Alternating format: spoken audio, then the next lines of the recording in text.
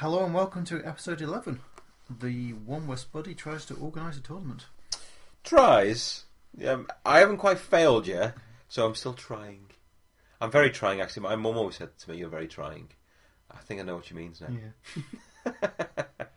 I am just thinking though that we do seem to be having a run of episodes where it's the one where Spuddy. Maybe needs to change that for the next one. Maybe. I mean, I'm becoming world famous in my own house. Infamous, maybe. Infamous in my own house and stuff. But yeah, I think maybe we do need to change that. Well, hopefully next one we will be, because we'll be talking about different things. Yeah. And all that. So anyway, we will take a quick break and come back with the main show. Well,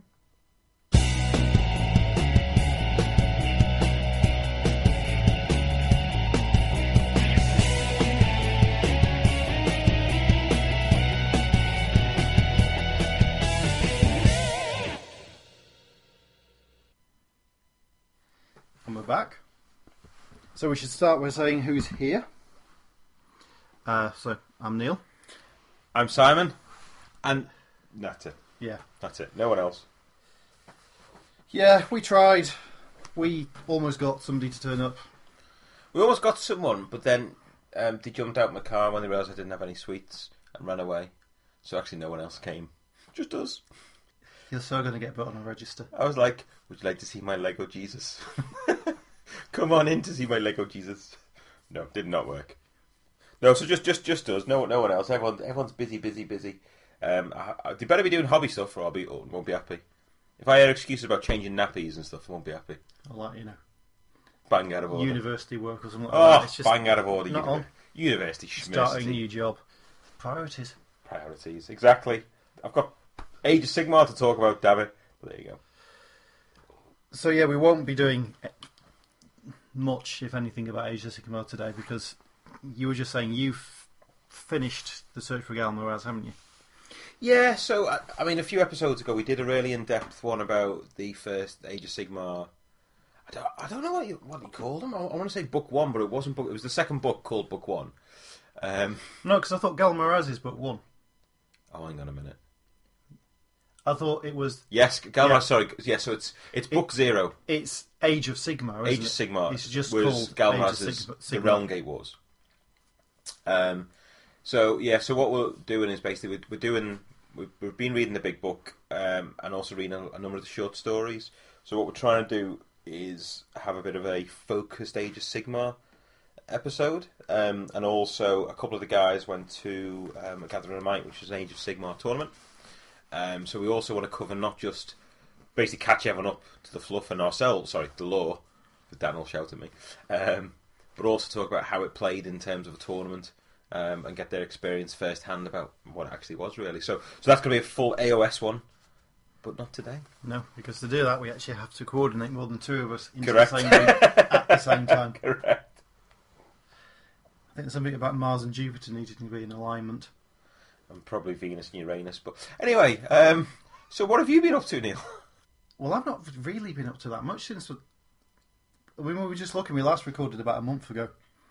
And in that time, I think hobby-wise, I had a game of Guild Ball. I won a game of Guild Ball. No way! Yeah. Oh my god, who are you playing? Fisher. Oh, right, okay, yeah, fair enough. Yeah, played against Fisher and his fisherman. And yeah, I actually managed to win a game. Skills? Ultra skills? So you'll be, like, tournament ready? Well, we'll get on to that. We'll get on to that later, yeah, it's fine. But, yeah, first game I've actually won. And we were talking about it afterwards. I think it is that there is my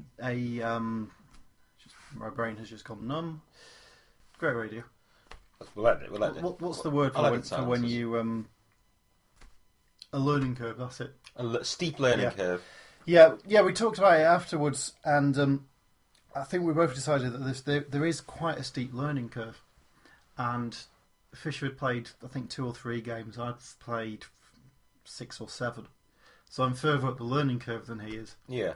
And it was quite obvious when we were playing. Mm-hmm. Just from the point of view of understanding how my team worked, having a better idea what I could do to stop his team. Oh, right, okay, yeah. Which I think does mean is it's one of those games you just have to stick at.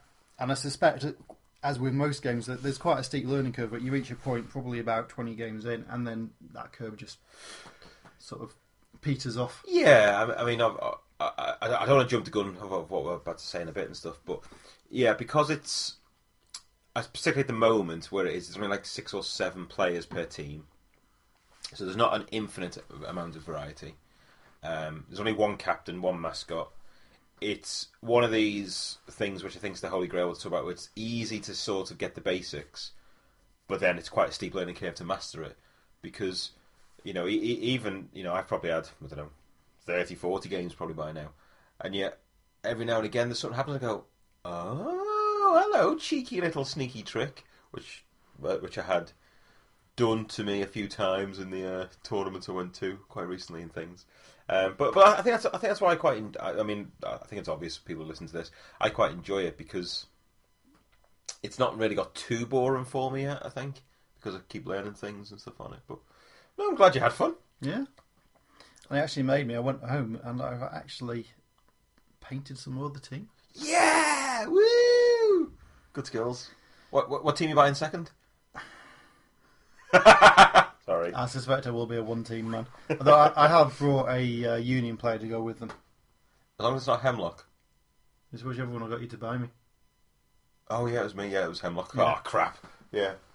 I was thinking, I'm sure you're getting a Hemlock, but anyway, yeah, doesn't matter. Yeah, because I hate it. I'm a Butcher player. Don't like it. There you go.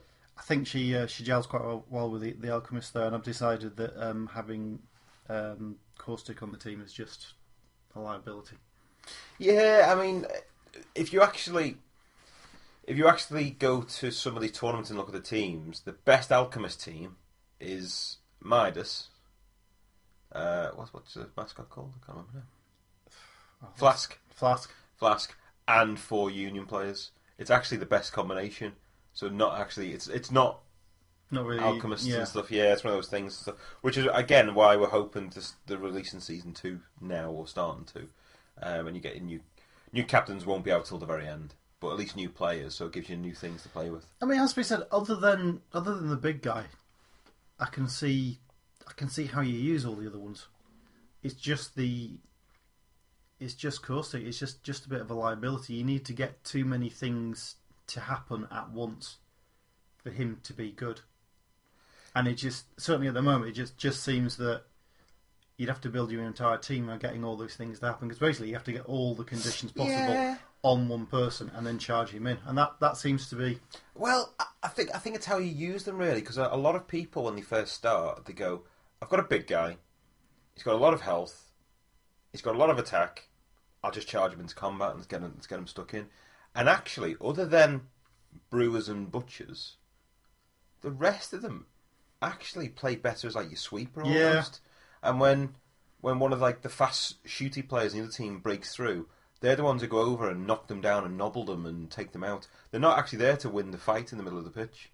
I think that's one of the things. It's just about practice and learning and stuff. But I always tend to see the better players tend to keep them at the back now rather than stick them in the middle, which I used to do at the start, but I still do with butchers because it's bore. So just stick them in wherever the fight is and just get them going. Yeah, love it. Okay, so you've been doing anything else other than... I've made a start on a Age of Sigmar army. Oh, skills! Mm-hmm. Is this for Sky Titans? I don't think I'll be going to Sky Titans, and I am almost certain the army I'm building wouldn't be allowed anyway. Oh, right, okay. Because I'm going to do a proper Age of Sigmar army, so I'm not really paying attention to any of the old army building. You're not doing 25% core? I know. Dun, dun, dun. I have managed to put a hero in it, mainly because I have put a Manticore in. Alright, okay. And in the Chaos book, the Warriors of Chaos book, there's a entry for a Manticore, a Lord on a Manticore. Right. Which gives you a keyword hero, but I'm not modelling it with any model on top.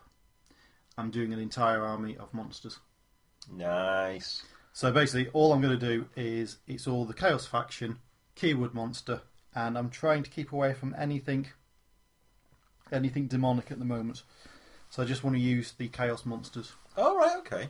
So I've got a Cockatrice, which I brought when Storm of Magic first came out. Oh, it's quite a while ago now. The first ever Finecast model I brought, which is sat in a box, unassembled for 4.5, 5 years. Oh, you mean you bought it then and you've not touched it? Not touched it. Oh, it's desperate to get on the battlefield. Brought it, because we all thought, hey, it's going to be great. It's going to be like the apocalypse of Warhammer. And then we got the rules and went, oh. Storm of Magic. Oh, yeah. It Yeah. wasn't. Yeah, it just... I think I maybe played 3 Storm of Magic games in the entirety of 8th edition. That's probably quite a lot. I remember playing Storm of Magic once, and we were playing it, and we hadn't really read the rules, I'll be honest. And we were like, surely this can't be right, because this seems too powerful. And it wasn't right. We played completely wrong. And then we played it again a second time. We were like, right, so wizards now get 3+ ward saves, and I do these spells. Oh, and there's Winds of Magic. Right, okay. And I can dismiss your monsters? Okay. And actually, do you know what? I had one half-decent game of it, but I think it's because I was really drunk at a tournament in one evening. But other than that, yeah, I've never got into it. But I think you have to buy 20 monsters to really enjoy it. It does have to be said, actually, now, just thinking about it. Age of Sigmar is essentially Storm of Magic. Actually, yeah. Take away the magic, because Storm of Magic was bonkers monsters and loads of infantry and it was just crazy. You could pretty much do whatever you want. It was spells and monsters, Yeah. That's all it was. And that's kind of what Age of Sigmar's turned into. Maybe someone at GW head office went, I love Storm of Magic, let's do it as a game. But yeah, so far I have a Chimera and a Cockatrice on a your own base. Okay. And I've got the Manticore in a box waiting to be assembled, and I'm in the process of building a giant. I was going to say, so in terms of chaos, if you're not doing demons, what else? Oh, because there's all the Beastmen ones, I suppose, isn't there? Beastmen, Warriors of Chaos. Possibly... When you say Warriors of Chaos, aren't they all... You've got them all now, though, haven't you? What are the Warriors of Chaos monsters? Manticore, Cockatrice, No. Chimera... Slaughter Brute, Oh. Mutilith Vortex Brute. I thought they'd be classed as too demonic. They've not got a mark. They're not a demon over them. So you mean like demon princes and stuff, Yeah. or great unclean ones and stuff? Yeah. Right, So, because I was originally looking at, I was going to use Galwash as the leader. Okay. Because he's got the keyword hero, but he's also Mark Zinch. And I didn't really want anything with a mark. And also, the Galwash model has seen better days. Right. It's got to be a 20-year-old kit now, isn't it? Oh, yeah. It's one of those classic Warhammer flat, like 2-dimensional dragons. Well, that's all the machines could make. Yeah. Pretty much before the new Tau stuff. And you go, oh my god, that's what they can make now. Jeez. Right, okay. No, so that'd be quite interesting, because I mean, I'm just thinking now out loud. Obviously, I'm Destruction with Ogres and Orcs. Could I do something similar? Well, yeah, you could, couldn't you? Because you've got all your ogre ones and the giants, the Ragnaroks. Ogres just Stonehorns, Thunder Tusks, and Giant. Mm. Orcs have got Arachnaroks. They've got Wyverns, I suppose, but they're ridden by people. But you'd use that as your keyword. Build it without the guy on the back and just use it as your keyword hero. Okay, I was going to say, otherwise, well, I think you can have... I don't know if you can have hunters on Stonehorns anymore now, I don't know. And the other one's goblins. So there isn't really anything. Goblins are the Ragnarok, aren't they? Yeah, I suppose. And push a giant spider rider, but there's not really a monster. No. You can't do as good a one. The other one you can do a good one is Order, because you got all the elf stuff. Oh, the phoenixes and dragons and stuff. Hydras, because the of course. dark elves are now Order, which is a bit.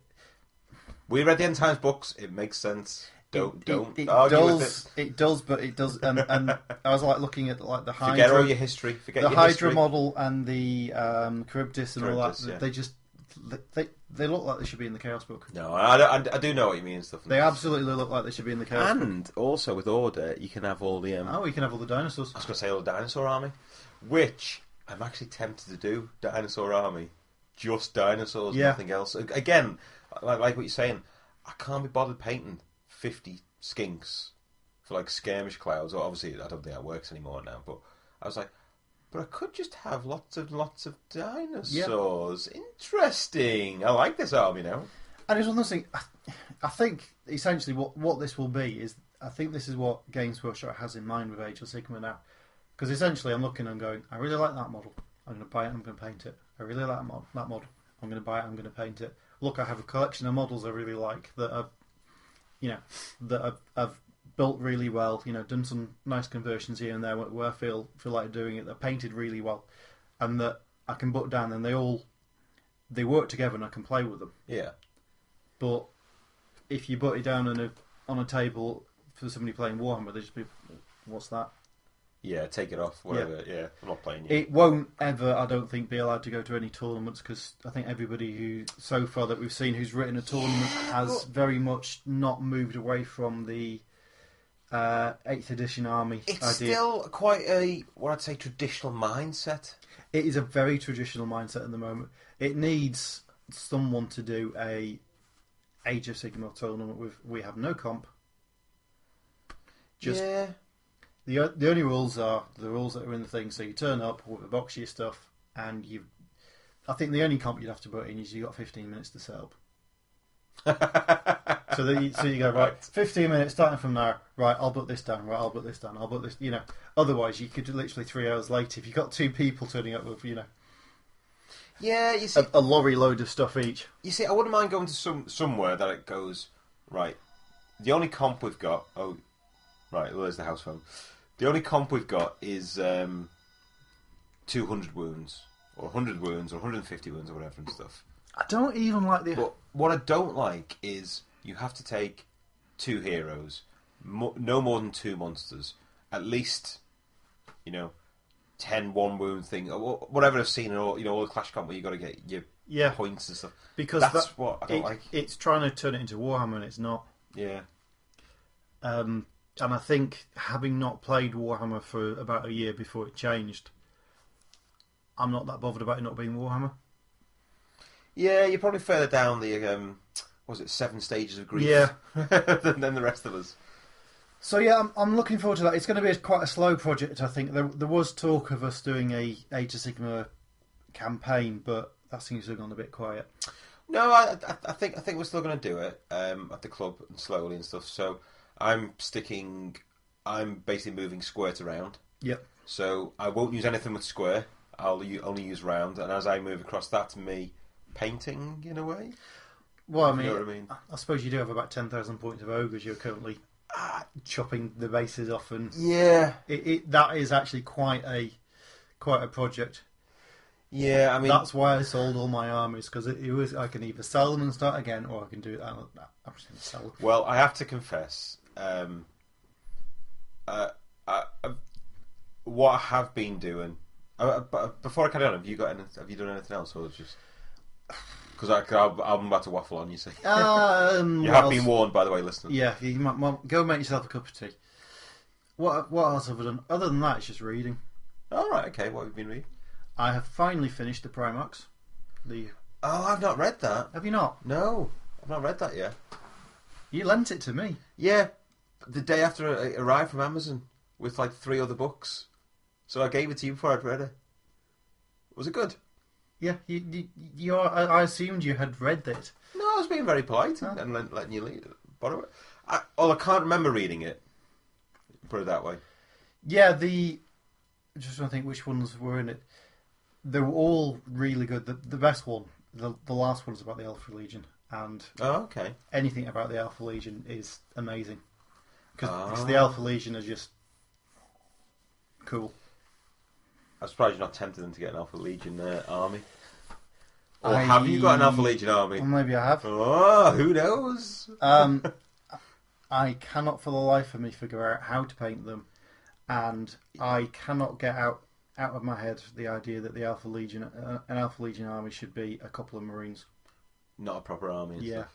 And I know that they said, I was actually listening to, I don't know if you heard it after Eleanor had an interview with Dan Abnett, and they were saying about the fact that that they've said they want to do a Alpha Legion, at least a short story or a novella, where they actually turn up as a legion as opposed to as a couple of guys infiltrating,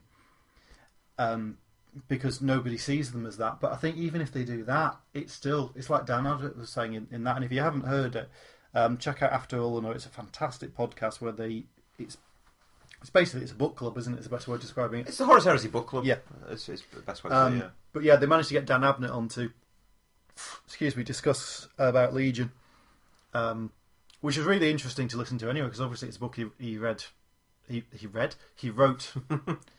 quite a while ago Relatively now, a while ago, and yeah, sort of looking back at it, which was quite an interesting thing. Because normally you only hear an author talking when they've just brought a book out.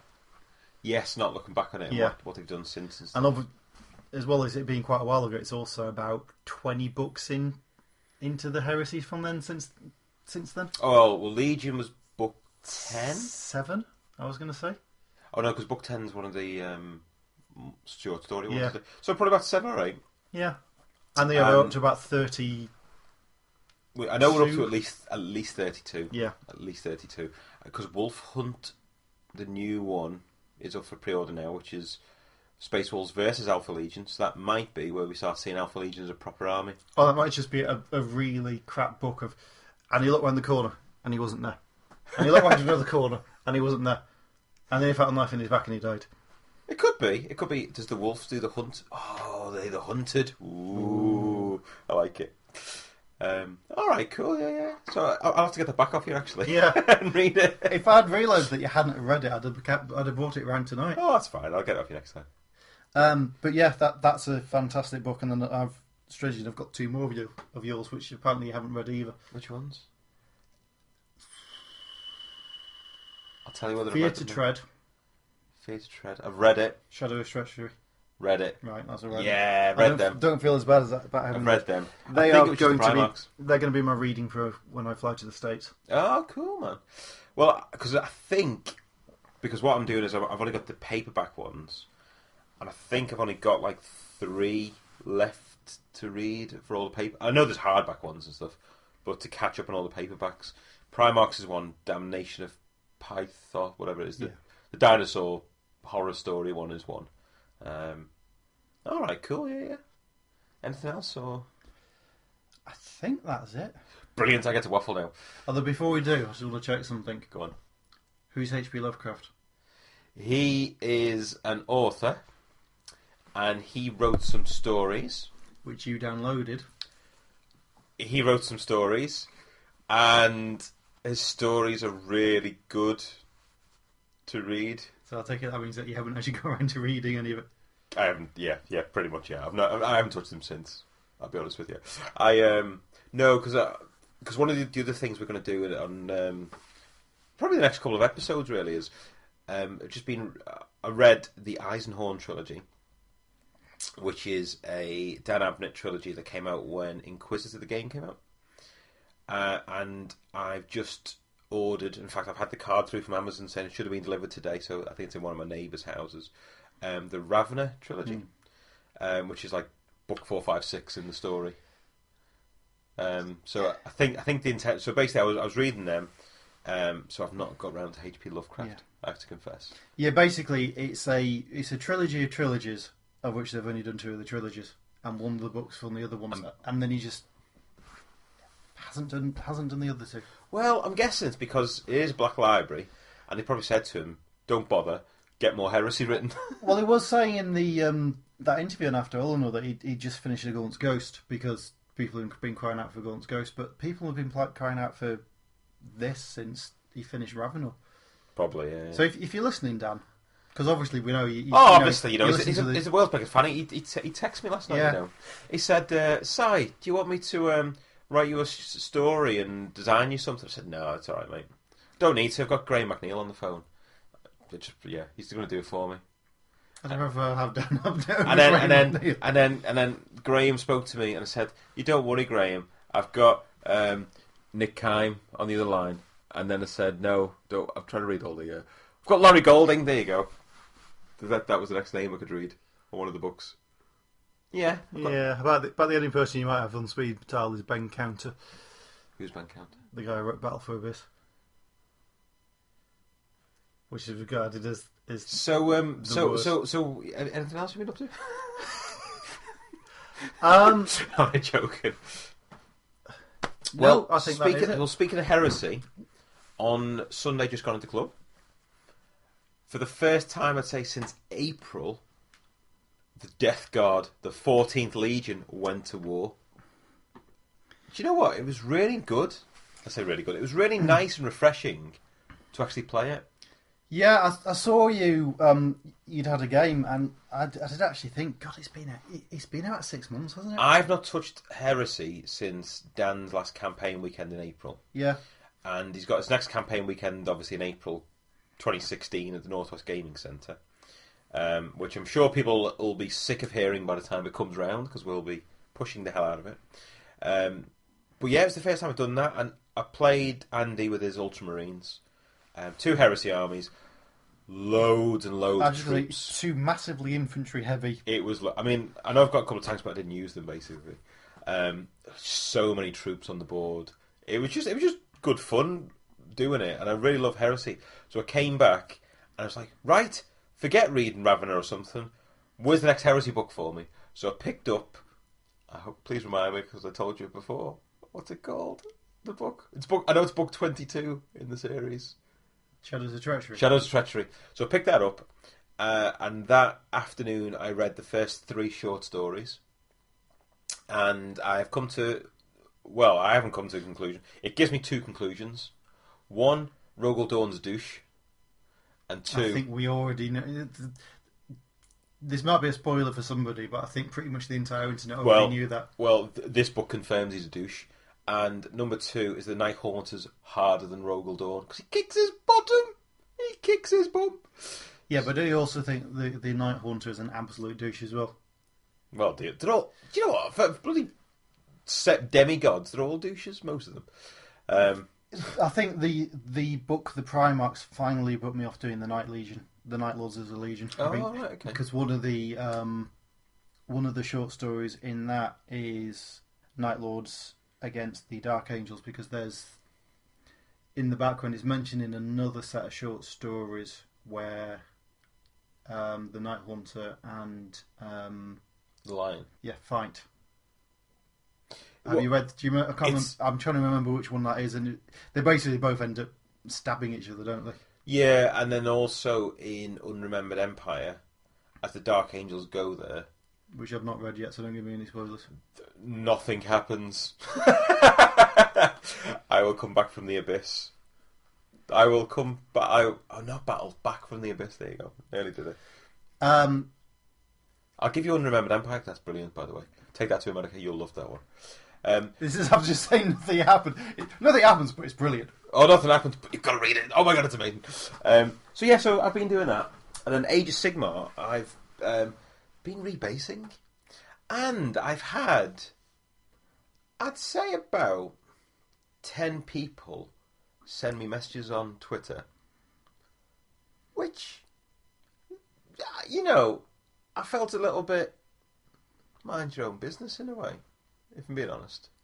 So I was putting photos up saying I'm moving squares around and this is what I'm doing. And I had a few people send me messages going, well, why are you wasting your time? Why are you doing this? Don't you know AOS is dead? Just, what are you doing?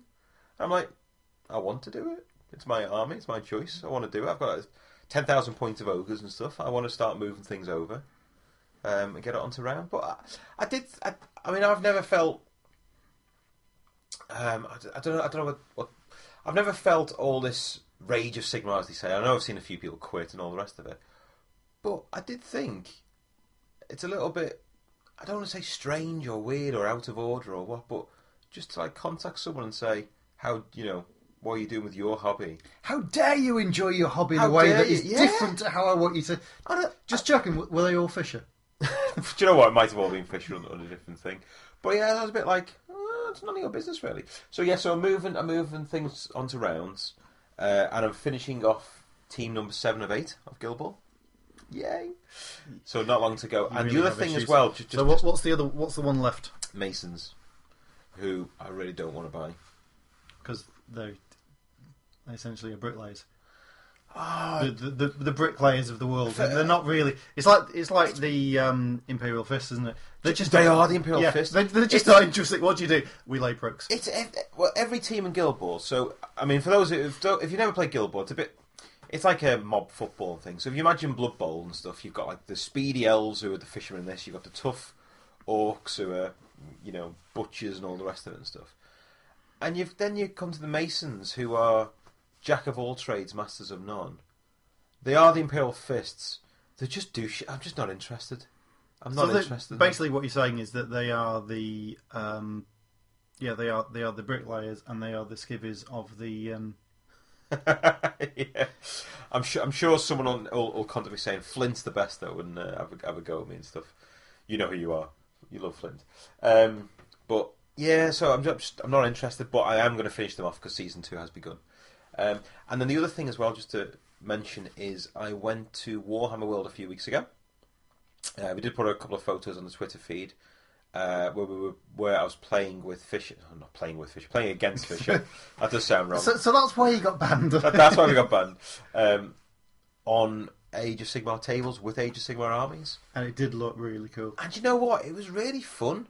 And I know people say, oh, you just roll 4s and 3s and all the rest of it.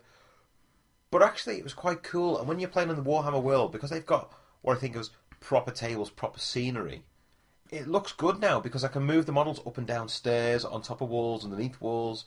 And, you're not restricted anymore. So it is a slightly different game. So at the end of us rambling on today, there's like an additional bonus section, I'm going to say. So when we were coming back in the car, we just basically had a little conversation between ourselves, about 40 minutes or so. Because it was the first time he's been, and it was also the first ever games he's played of Age of Sigmar. So it was his first impressions of that, the miniatures hall, the new Warhammer World and stuff. So yeah, I just thought it was interesting to record it if no one's ever been or they're thinking of going for the first time. Yeah, so it's always worth having a listen to something like that just to get somebody else's sort of viewpoint of it. And also, if you want somebody who's, well, let's face it, an absolutely massive douche. You can't get much better. He is the hobby douche. But he loves being known as that. So he's happy. He's probably smiling now. He's either smiling or writing in blood that he's going to kill me when he's listening to this. I can't work out which one. One or the other. Stuff. I'll know if he sends me a text some random point in the future saying I've just heard this podcast episode. But if not, I'll be fine. I'll get away with it. No, you won't. You'll just come home one day and it'll just be like a human heart on your fun step. That's when you'll know. I've taken yours and you haven't noticed yet. Signed, the douche. So that's it, really. So, other than that, I've got nothing else to report. Well, you have, because you have 3. Oh my god, yes, I do. Tournaments. But I think what we'll do, because like I said, you might want to go away, make yourself quite a long cup of tea. Thanks, man. So we'll take a quick break, and then we come back. We'll talk about the 3 tournaments that you went to, but we'll also talk about, because Simon's not just so mad on Guild Ball that he wants to go to 3 tournaments in 8 days. He also wants to run his own.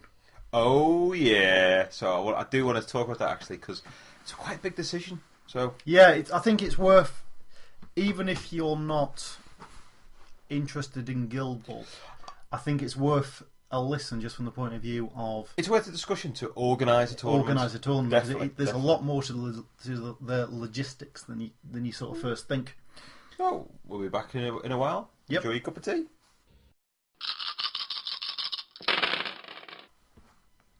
So, we're back. Hello again. So, as we said before, Simon randomly decided that it was a good idea to go to 3 Guild Ball tournaments within, was it 8 days? Oh my god, it was not a good idea. With hindsight, it was not a good idea at all. But yeah. So, we won't do a full turn-by-turn, move-by-move review because we don't do that. And also, I can't remember. Yeah, which is another reason. Despite the fact that none of us really like listening to that type of review, yeah. None of us can ever keep the amount of paperwork required to do that. No. So, which was the first tournament? The first one I went to was in Bradford. So this was by the Bradford Gamers Society, and it was in the basement of a Polish pub. Was this the random one that started at like 12 and went on to 9? Yeah, it was a bit weird actually. and I'll mention it because it'll come relevant later on. Actually, when I talk about organising my own tournament, it was midday till 9 o'clock at night, and obviously most tournaments are 9 till 5, 9 till 10 6. till 6, that type of thing. So it was a bit weird because what happened was, so Saturday morning, I'm waking up in bed. There's no rush. I have a nice leisurely breakfast with the wife, and then it's about 11 o'clock. I go, right, I'm off now. So it was a bit strange, really. And then obviously, but the only thing, obviously, by the time you come back at night, it was 10 half 10, wherever it was. So it was quite knackered. And... It's quite a long one, and coming back on the train from Bradford, it's only one stop, quite literally one stop. You sort of had a few noisy drunks and stuff on the late train. I'm thinking the late train from Bradford to Leeds could be an interesting... Yeah, but you know what? It was really good. It was the first one held in Yorkshire, and there were guys from Leeds and Bradford there, and a few guys down from the Grid in Doncaster. So we were talking at the end of it, and a few of us, because there was like 3 pundits there, and we were basically saying, well, what we'll try and do is try and get things regular between the 3 of us. So every 4-6 weeks, there's another one somewhere around Yorkshire. To get done. But no, do you know what? It was really good. I took the Butchers to that one, and I ended up in 2nd place, which is very good. I was very pleased. 2nd place, yeah. And then was it the next day or was it the next weekend? No, so that was Saturday, and there was nothing then. And then the following Saturday, I was out the house by 7 in the morning. Straight to the Northwest Gaming Centre in Stockport, and this was for a 1-day run by the Guildball Informer guys. And the reason I had to be there so early is because it was a 5-game tournament in 1 day. So because of the number of people they had, because it was basically at the time, it might even still be, it was like the biggest 1-day event of Guildball in the country. So it made it a 5-game event. Which initially I was like, oh yeah, excellent, because it went from 4 games. I was like, brilliant, I get more games for free. And I was like, by the end of it, I was like, I just want to go home to bed. I am mentally drained. It was such a long day and stuff. But again, it was really good. The actual guys from Steamforged Games were there, so we got to see all the players for season 2. So I was taking a lot of photos of that, and I know a lot of people on Twitter were saying, oh, can you take a photo of such and such and such and such and send it to me? So I was taking all them. Games-wise, I'm going to talk to Butchers again. I think overall, the day, if I can remember properly, I think I won 3, lost 2 games, I think. But first game, the guy I got beat by, ended up coming 2nd overall. So I don't mind getting beat by someone who comes 2nd overall. But the final was him against his 12-year-old son.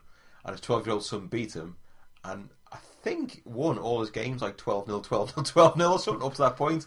So I think he might be the best Guildball player in the country, in the world even, and stuff, this 12-year-old. But again, it was a really good day. It was well supported by Steamforged and stuff. It was just such a long day. I wouldn't want to do any more than 4 games in a day. Even though I like the game, it's just mentally draining. It just takes it out of you, doesn't it? Absolutely, and stuff. And the other thing as well, again, this is a bit of a random point, is so in the Northwest Game Centre, they painted the toilets. I'm laughing, but they painted the toilets. Now, if you've never been there, this will sound like a really random thing to say, but if you have, you will know exactly what we're talking about, and you'll be like, wow, they've actually done something to the toilets. Can I just check, do they still stink of shit and piss? Do you know what? I don't think they smelled that bad, actually. So you couldn't smell them as soon as you walked in the building? No. That is a major improvement. I think they have done something to clean them up. Now, obviously, it was still kitchen roll to dry your hands with and stuff, but you could see there's a bit of effort being done there. So yeah, I mean, it was the Northwest Games Centre. It is what it is. Element Games was there. I think I spent far too much money in Element while I was there buying more. I think I bought the Morticians team while I was there to get another one. But no, a really good day. It was just so long. And again, because it was 5 games, by the time I got home, I was just mentally drained, ready for bed. Which I went to bed when I got home, but unfortunately, I had to be up for out the house by 8 o'clock the next morning because then I was off to Sheffield to the Outpost for my 3rd event in 8 days. And we got there, and there were 6 of us. There were only 6 of us. and I took Union for this one. And of the guys who were there, I think a couple of them were basically saying they've only ever played 2 or 3 games between themselves, and a few of the others have played a handful of games and stuff. But again, it was just really nice. I quite like this because one of the things I really enjoyed when I first got into Warhammer was meeting new people and going to new places and stuff. And I'm sort of getting that same feeling with Guild Ball because a lot of these people are from a War Machine background. I've never played War Machine. I've got no interest in playing Horde's War Machine.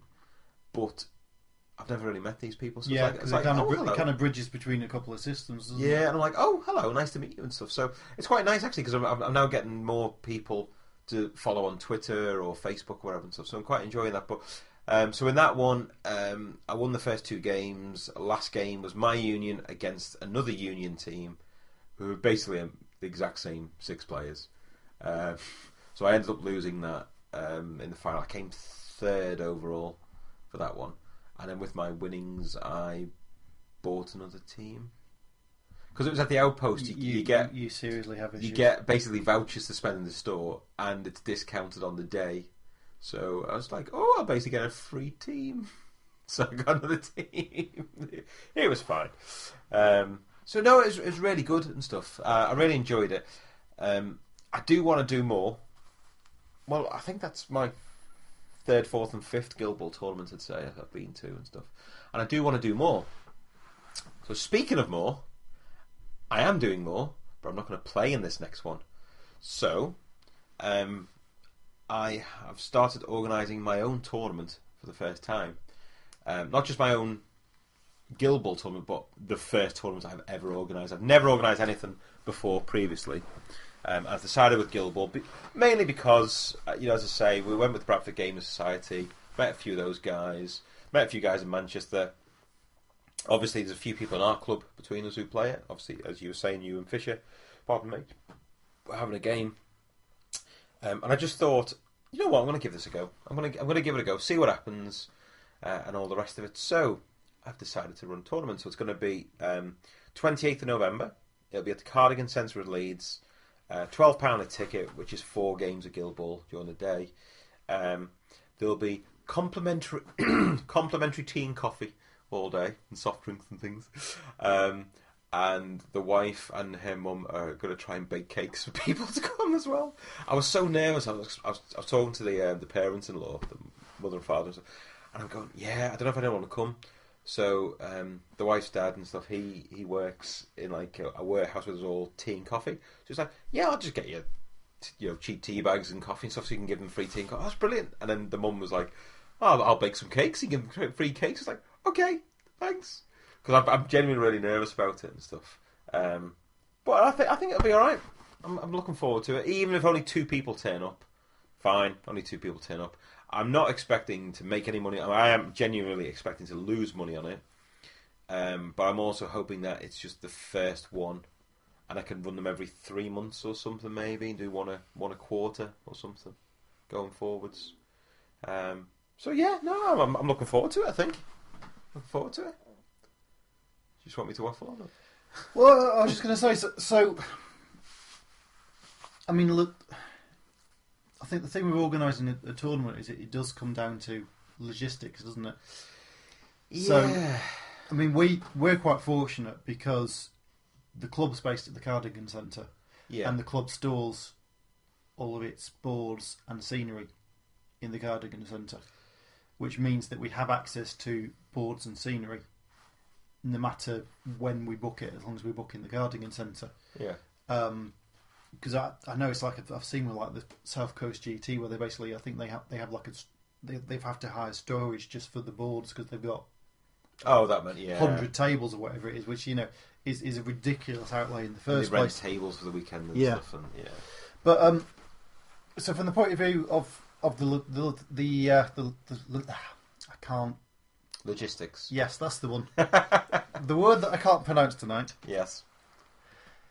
When you started looking, what were and sort of thinking about it? What were the first things that you thought about, and what were the first things that you realised you needed to do? There were a couple of things really. So, thinking of hosting my own tournament. So the first thing is obviously when, and I wanted to do it at least 6 weeks away to give people plenty of chance to obviously get excited about it and interested in all the rest of it. So I was looking around and I'm thinking, right, because I've done most of my tournaments or events at things like Northwest Game Centre, with like a bar on site and a shop, and I'm thinking, right, I can't supply a shop, but I could supply a bar. So I started looking at local venues, particularly who might do, like a local club or pub or something. Might go, oh, free room hire for birthday parties if you use our bar. I'm thinking, oh, okay, I'll look at this. Well, I looked at a few, but I could only get them midday onwards. And you probably remember about 10 minutes ago I was saying about I did this midday till 9 o'clock. If it was that again, I don't know if I'd do it again, if I'm being honest. Because it's sort of messed up midday in a way. Yes, it's a bit odd because it's like you can't do anything beforehand. No. Because you're waiting to go. And it's too late by the time you get back. Yeah. Because if you do like a 10 to 6 one, you can still earn some wife points because you can get back, you can go out for a meal, or absolutely, you've got time to do stuff together in the evening. But that just basically means that's your entire day gone. Yeah, by the time I got back on that one, it was pretty much bedtime because I was knackered and stuff. So I didn't want to do that. I knew I wanted one, 9 o'clock start or whatever. So I thought, right, I'll look at our venue, all the rest of it, and I could book that in advance. Now, I could have booked it the week before, and it would be in a much smaller room, which actually would have been cheaper in cost for me, personally, because obviously I've got to pay for this.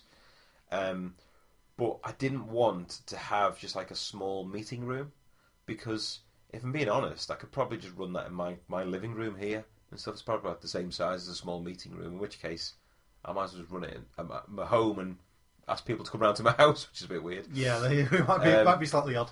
So I ended up getting the big hall the week after and stuff, which is the 20th of November. But yeah, so the first thing was trying to find a venue, and when I'm looking at a venue, as I say, the first thing was a bar. And when I realised I couldn't really get a bar, I was thinking, right, is there somewhere I can get, or at least I can supply tea, coffee, soft drinks and things. And also, the other thing to think about is not so much accommodation for a one-day event, but is there somewhere to eat as well? Yeah. And this was my second big decision, really. It was two things, really. One, how much am I charging for a ticket? And number two, lunch. Yes or no, basically. So when I was looking at how much it cost to rent, I was thinking then, how much do I charge for tickets and stuff? And I actually went on the Guildball forums trying to see how much other events were charging, and it was standard about £12, basically. I thought, right, okay, so I can't then come around and say, right, it's going to cost £18 to come and all the rest of it and stuff. So £12 was set, and then I was like, well, if I include lunch now, really, I'm only charging £9 in a way, because £3 will go on a Subway meal deal, whatever it is. And that was my next big thing. It was like, do I say it's £15 with lunch or 12 without? And I still don't know, and I won't know until the actual day, if I've done right. Personally, I'm glad you went with the 12 without. Right. Because there's nothing worse than turning up at a tournament, having paid for food, and then food arriving and you're looking and going, there's absolutely nothing there that I want to eat. Yeah. Whereas, at least with this, because you've put about an hour into the schedule, haven't you, for lunch? Yeah, an hour for lunch. And for those of you who don't know Leeds that well, I don't know where we're talking, Cardigan Road, where the Cardigan Centre, funnily enough, is on, is basically slap bang in the middle of Studentsville. So it's surrounded by corner shops and chippies, and there's a Subway. Subway and a Spa. There's a Subway 3 minutes down the road. There's a Co-op 3 minutes the other way up the road. It's like, perfect location for even the fustiest of eaters can find somewhere within a 5-minute walk.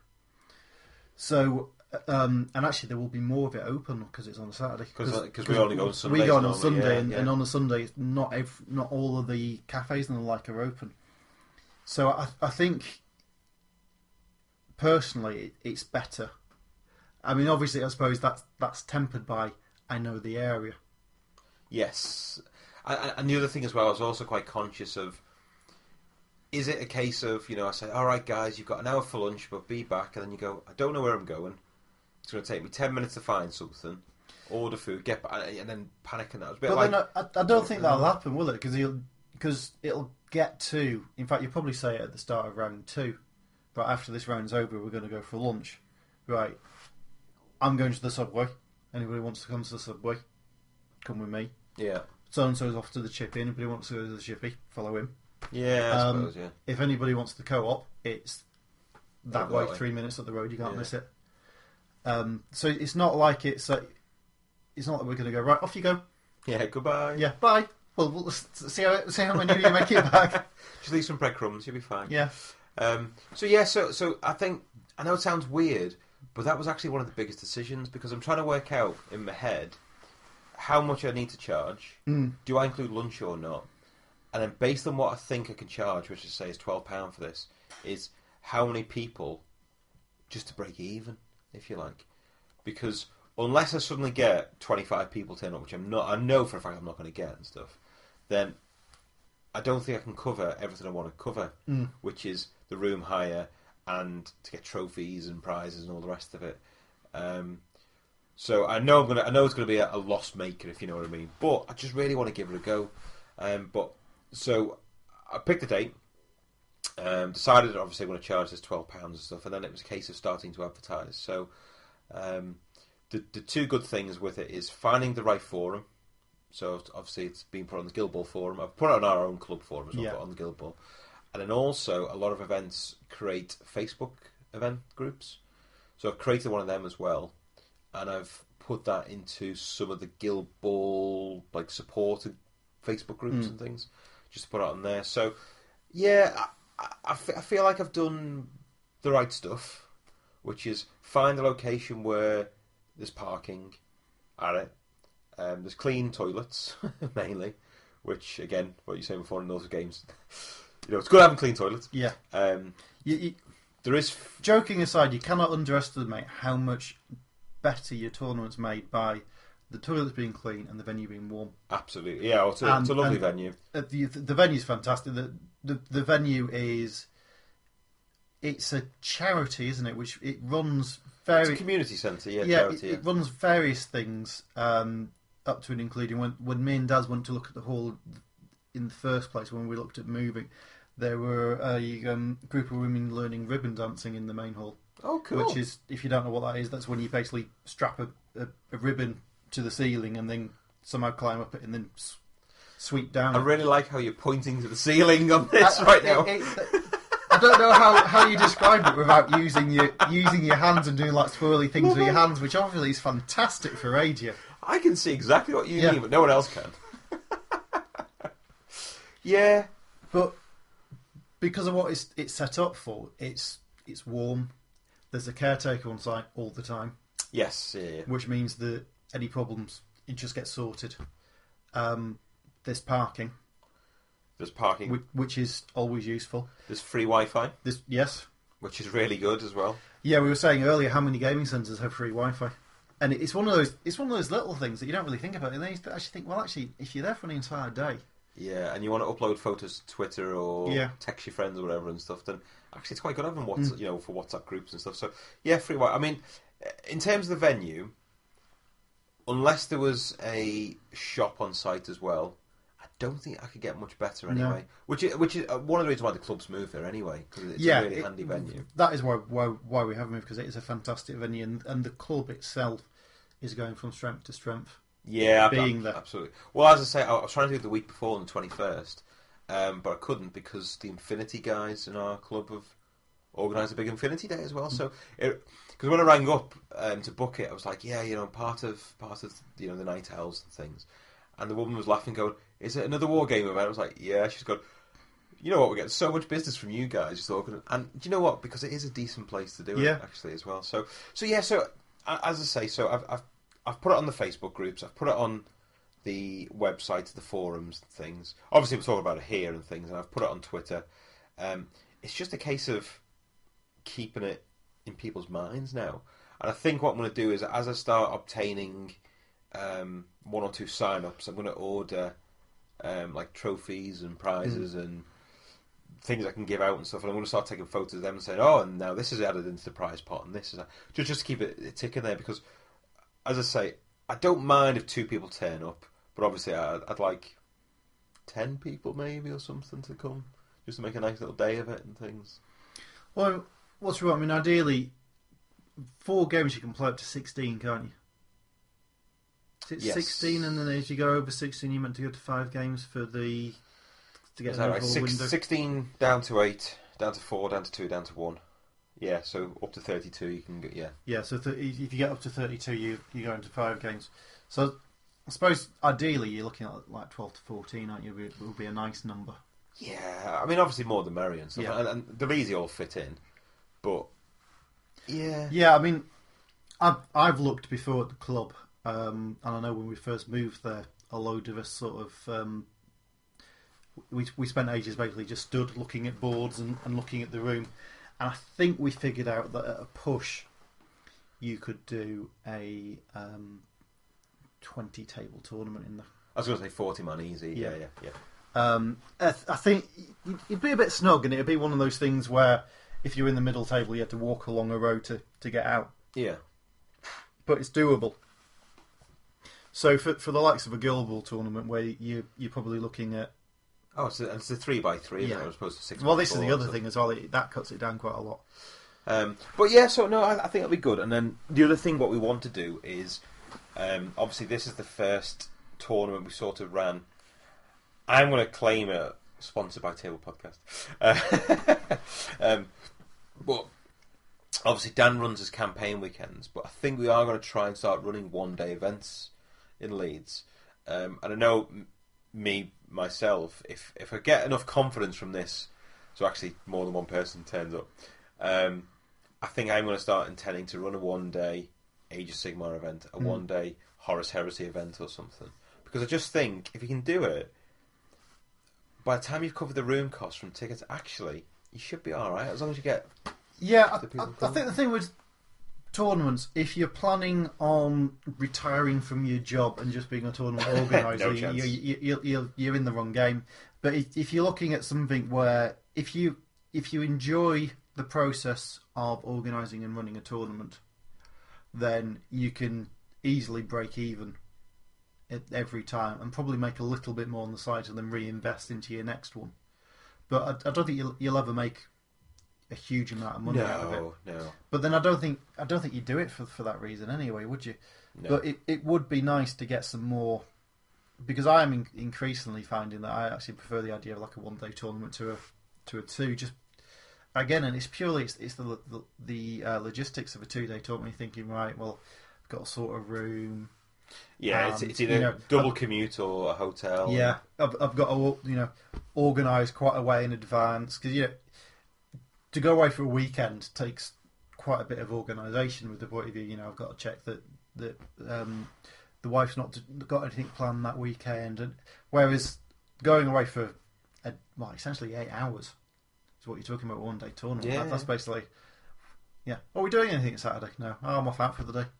Yeah, that's all. And it's so much easier to do. And I think we were talking the other day, weren't we? That we've kind of reached that age of, we're not in our 20s anymore and can just go anywhere at any point, and we're not in our 50s and 60s. When I was a lad, and can just go anywhere at the drop of the hat. We're kind of at that age where you actually got to stop and think, actually, what am I doing in 6 weeks' time? And can I manage to go and do this? And will the wife let me? Yes. Mainly. Actually, will the wife let me? Actually, what we're saying. Will the wife let me? Will the organ grinder let the monkey go, as they say, or whatever it is and stuff? She's in charge. She wears. She's not listening, is she?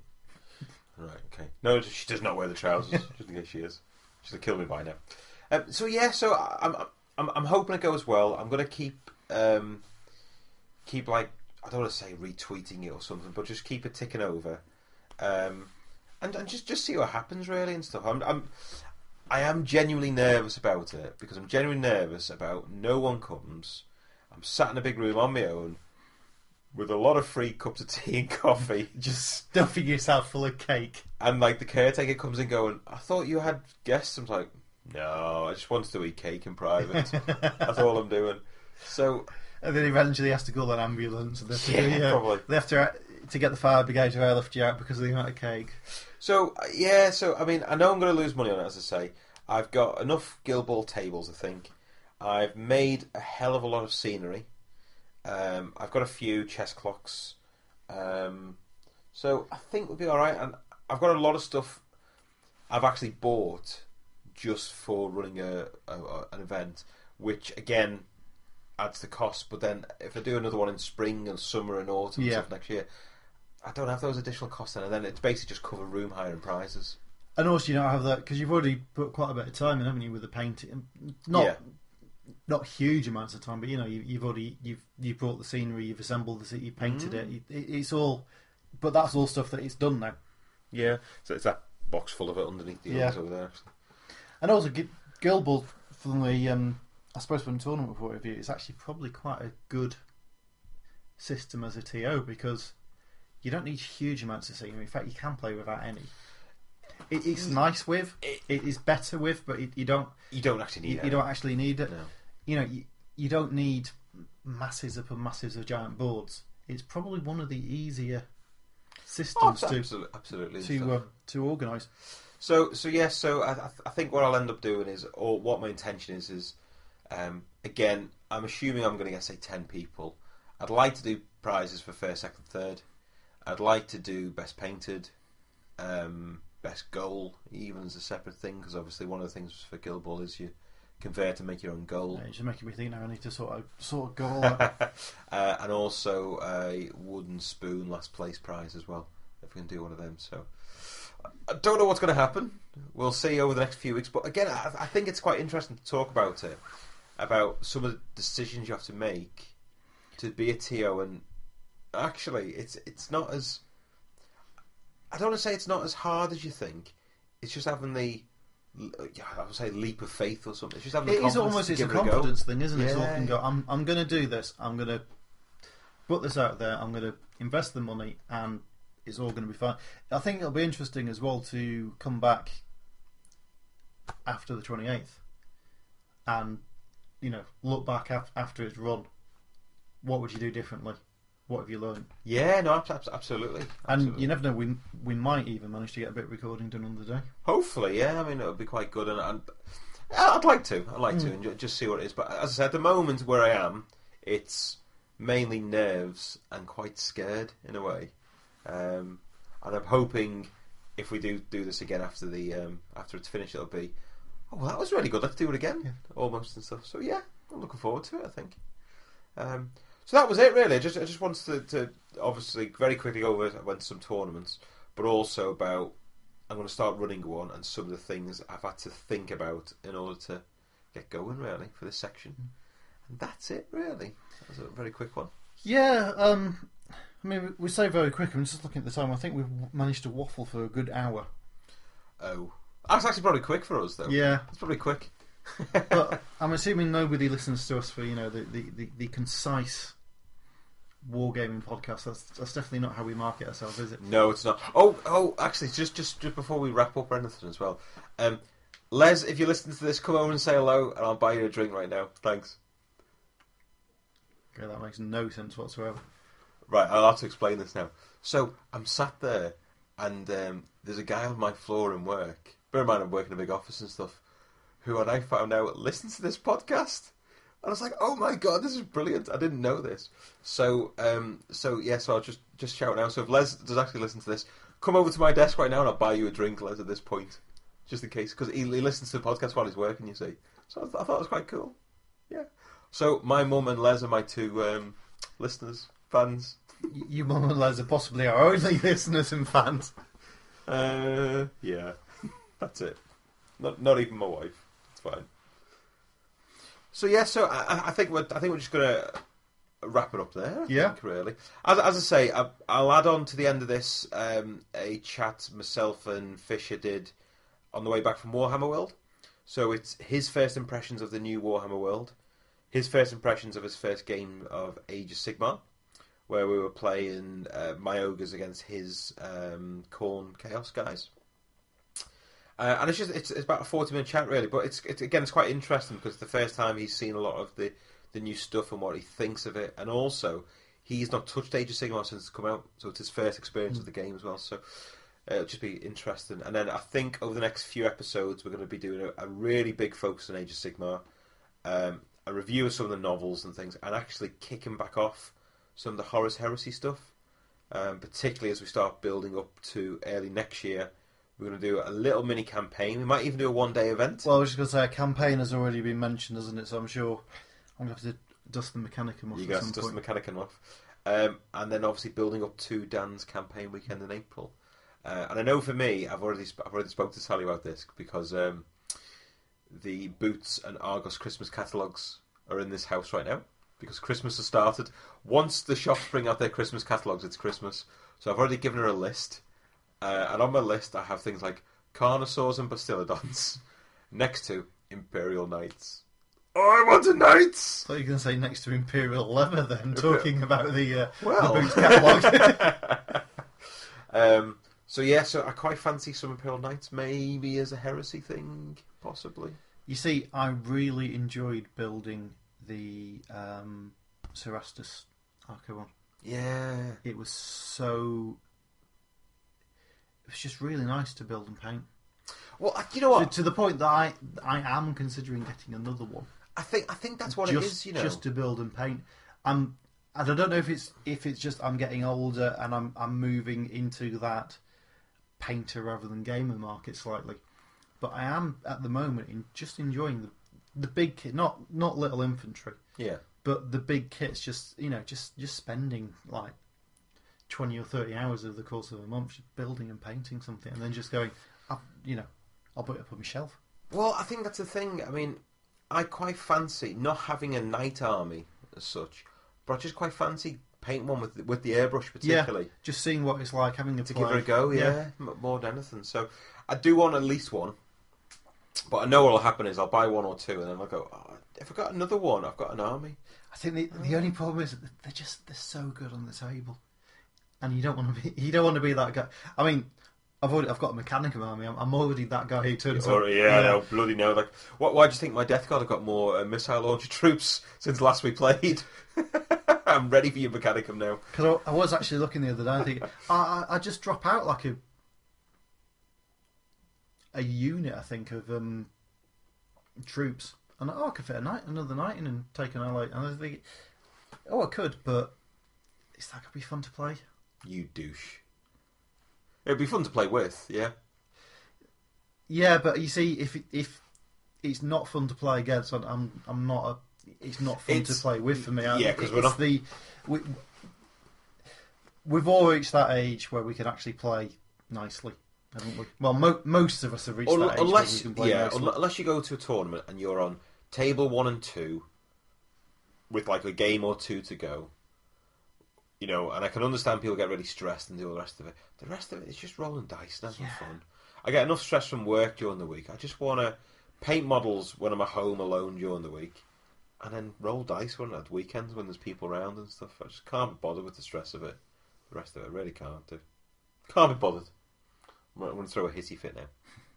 As I say, end on that bombshell. On that bombshell, we'll leave it there for a few weeks. As I say, I'll add a little Warhammer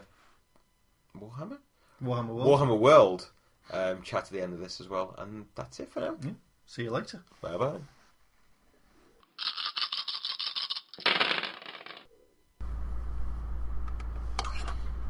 So, hello, welcome back to this little bonus part of Table Podcast.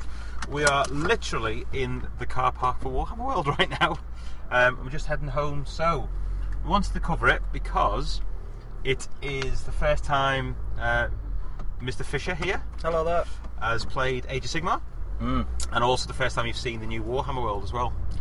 I came a few months ago, but everything was just blocked off. It was still being built. So the new miniature hall wasn't built. And all the stalls were kind of just little huts on the other side, but they've all been put on the other side now, and they're all looking nice and sparkly. So what did you think of Warhammer World and the new and improved? It was the same but different. It was The same but different. the same but different. The exhibition hall, it was much better than I thought it would be actually. Okay. Yeah, it's 3 different halls now rather than the old one that we're used to. The glass cabinets, they're still there, but there's a lot more dioramas. Yeah. I thought there'd be a bit more about the history. I thought they'd have a lot of history saying this is the models that were produced in the 80s, which they had a little bit of at the beginning, but then there's nothing going through the ages really showing what was being made in the early 90s. No reference to the red period. The red period? The red period, yeah, when heavy metal painted literally everything bright red.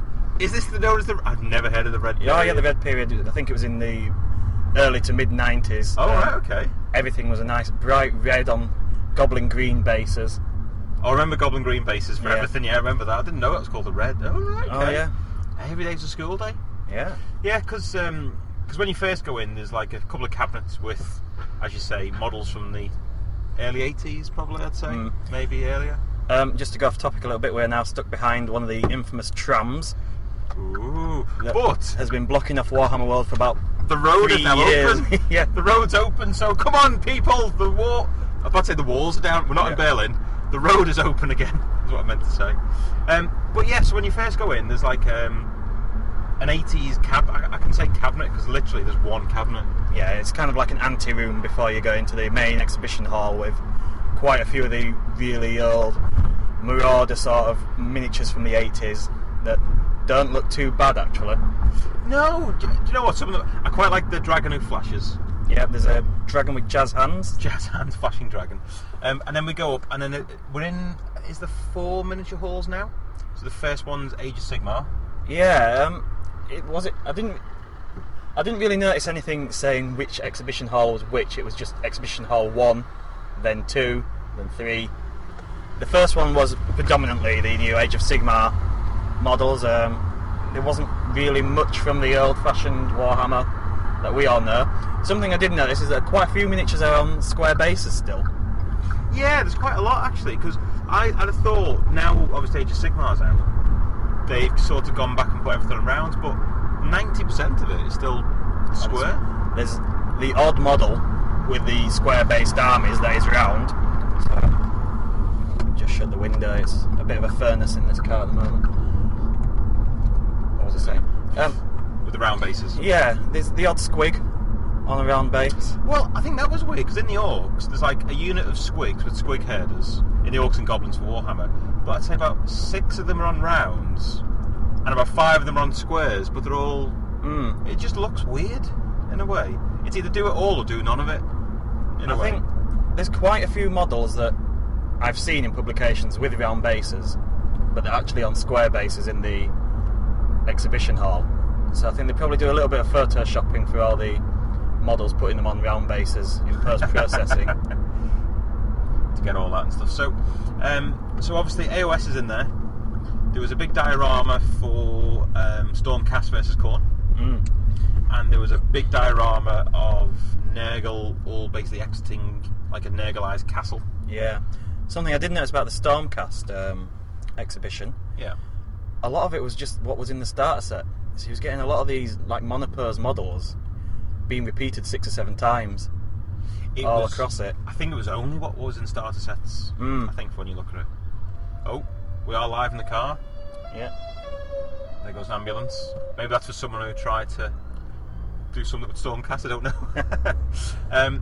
So yeah, I mean, it looks great, but they don't have all the varieties, as you say. No. It's all the monopause. Monopause? Not the monopause. The menopause. The mono... I can't even say the word. Pose from the starter kit for that one. So is there anything else to add on the Age of Sigmar room?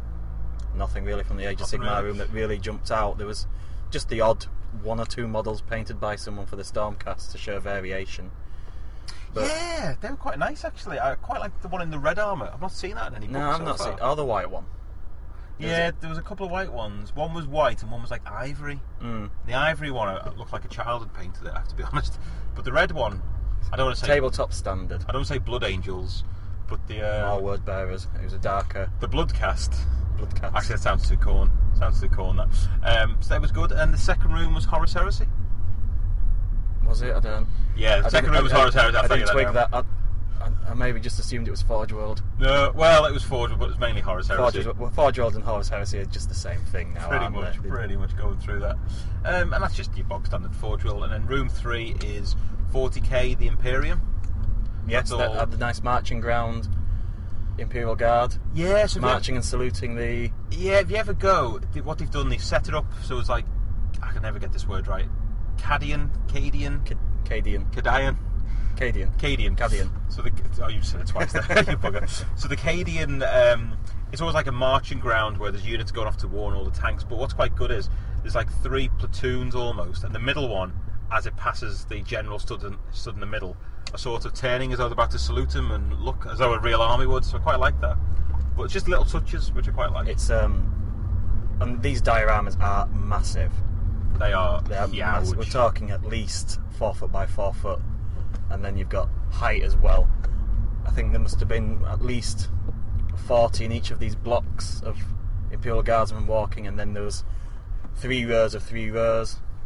Oh yeah, it's absolutely massive, some of these things. And they were all Forge World as well. They were all the Forge World add-ons you can add to the Cadians, that like the rebreathers and the I don't know if they're hotshot lasguns, but they're... I don't know what they were for those ones. I do know though, after the Imperium we entered another room where we walked down steps around the most massive diorama they've ever made. Yeah, it was absolutely... It literally is floor to ceiling. Now I can't remember what the name of that particular campaign was, but it was basically Chaos, mostly Khorne, against Ultramarines. Yeah, well actually, when you go to the Warhammer World shop, they sell an exclusive campaign book for 40k, which is the campaign. I cannot remember what it was called, but it was something of blood, obviously, because Khorne were... Fight of Blood, I don't know what it's called. But basically, yeah, it's pretty much the entire Ultramarines chapter against Khorne. Because there's more than 1,000. There must be at least 1,000 troops. It said how many troops were on there, but it said there was over 3,500 miniatures. Oh, was it? Yeah, right. I counted at least 8 Bloodthirsters. My God. Well, I know it said it took 9 months to create, and you can believe it took 9 months because it's absolutely massive. And it had never been put together until it was put in that room because it was just too massive. It's too big for any other room in the world. My God, it's ridiculous. And then when that finishes, we're in the last room, which is 40k Xenos. Yeah. Which is basically just like... Now you say that, I thought it was just the room that they put everything else in that wouldn't fit in the other rooms, but yeah, that makes sense to me. After we've had Marines and Forge World, there's just the rest. There's just basically everything else that we don't care about. So that was Eldar, Yellow aliens versus red aliens. That's pretty much it. So overall impressions of the tour? Not sure if it was worth £7.50. Is it worth, because in fact you can go in... I could appreciate why it cost £7.50, because the amount of models and Forge World that were all just put together on these dioramas. We were looking at the Khorne Castle, the Nurgle Castle, and there was thousands and thousands of pounds new from... Oh, it must be at least. Of course, when you're getting a Games Workshop, it's all costs. So... I mean, they get a staff discount. Right. But we were saying, how did they put it together? Did they just go to the shop and say, we need... Each of you to paint 10 miniatures and we're just going to stick them on? They must have done a thing where every member of staff had to paint 10 Nurgle, 10 Snotlings, whatever. Or Nurglings, not Snotlings, that's the wrong army. But something you mentioned earlier about the Ultramarines on the massive display. Yeah. The ones on the outside were painted reasonably well. Yeah. Whereas the ones in the middle were just sprayed blue. Yeah. The odd highlight here and there, but the difficulty thing you've got is because on that big display, for anyone who ever goes to see it, is the lights are always changing colour. So your eyes can't really adjust because it's never in normal light for more than a couple of seconds. That's going from red to blue to green to pinks to purples and etc. But when you sort of look closely, the ones in the middle literally look like they've been sprayed blue, a little bit of wash on it, and that looks about it. Oh. Whereas the ones on the edge are proper highlights and all the different colours and things. So you can sort of tell, but you're not really looking at the ones in the middle, you're looking at the ones on the edge because they're at eye level for those ones. No, I don't know if Dankwork would rage at this, but I am sure there was more than 1,000 Ultramarines there. Ooh, Well, maybe they just recruited some more and they're about to send them off to other chapters. Although, filling gaps.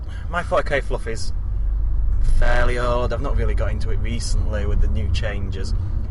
But each Space Marine chapter should have been 1,000 Marines, including Marines who drive tanks, the support Marines, the Marines who fly the Thunderhawks down.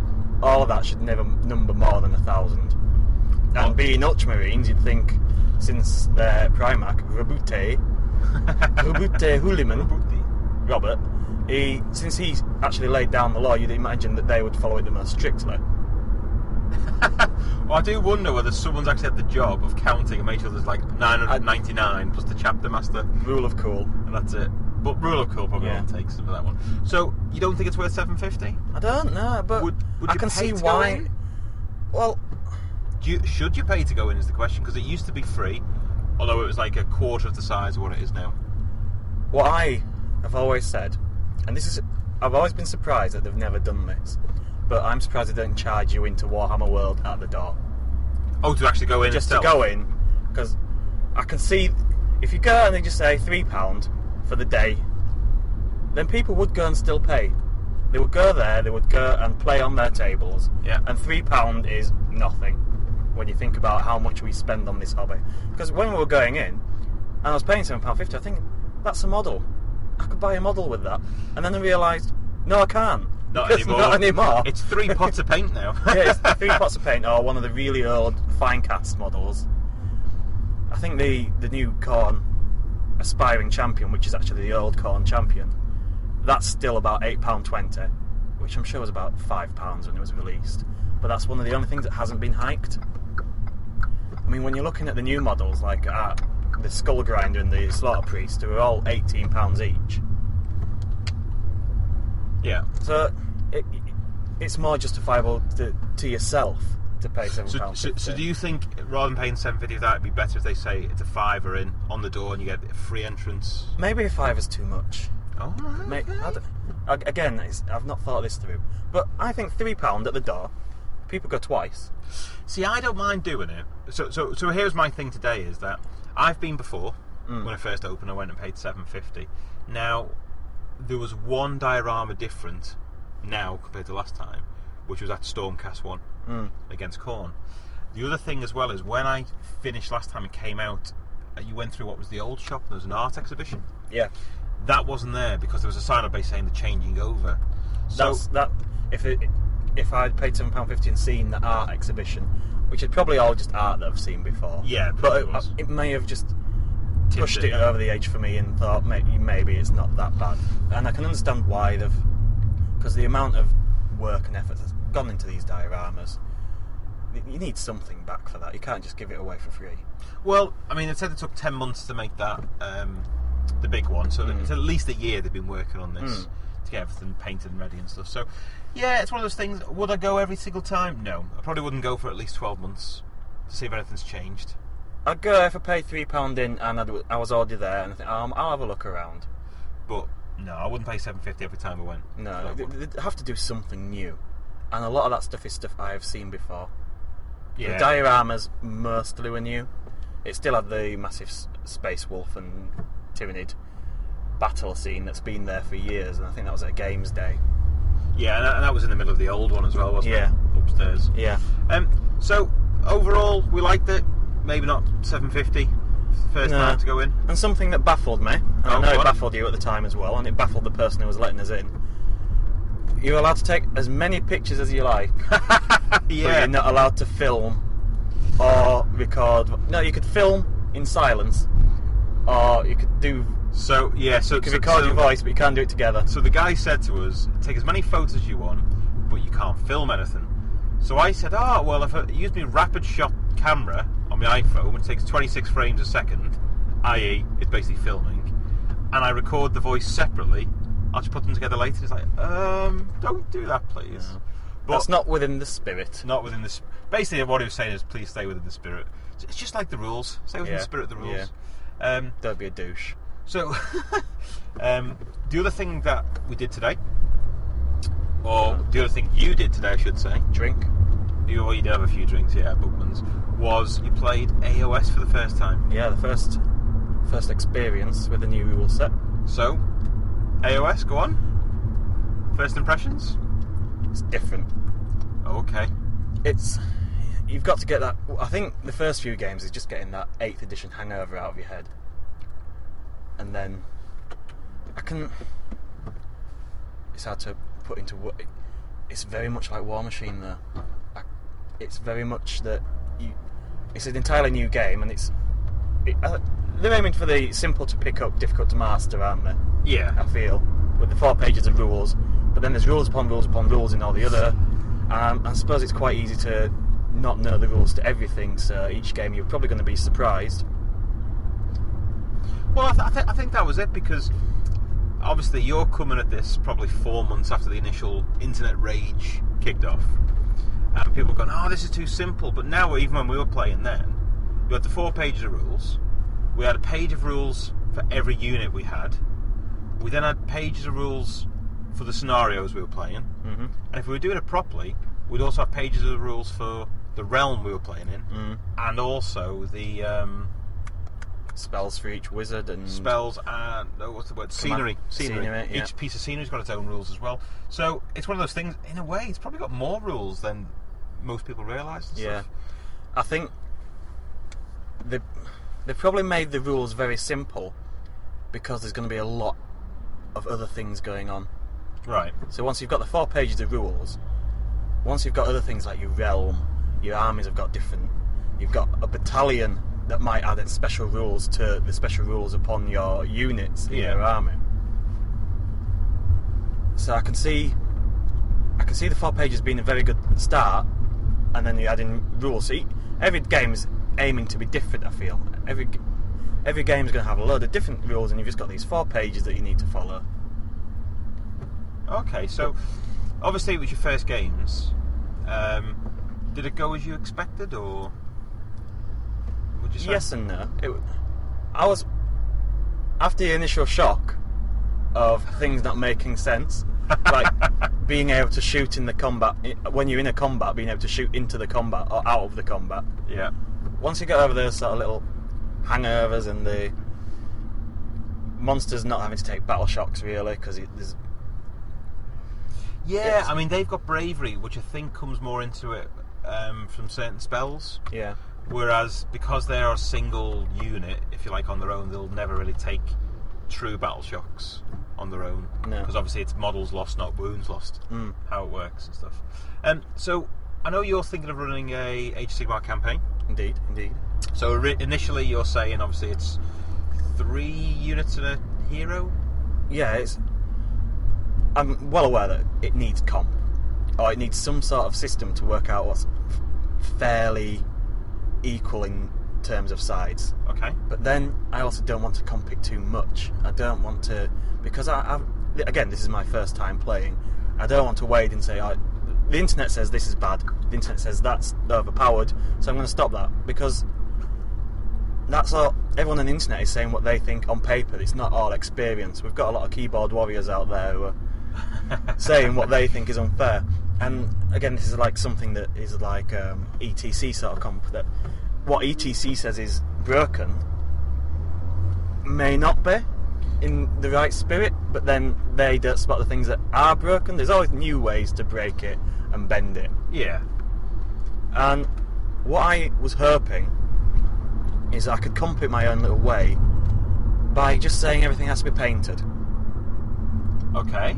So if you bring in something that's painted, I don't want to stop people bringing what they have. But there's a lot of people saying, oh, well, they're just going to take 10 bloodthirsters.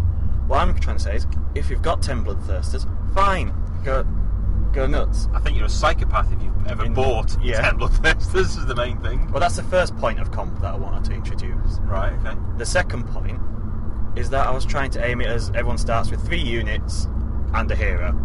Okay. So 3 minimum sized units, which we've learnt today may not be the best form of comp, because not all units have a minimum size. Yeah, which surprised me, because, for example, so I was playing the ogres, so I looked at the Iron Guts, and they were minimum of 3 upwards, so fine, I put 3 out.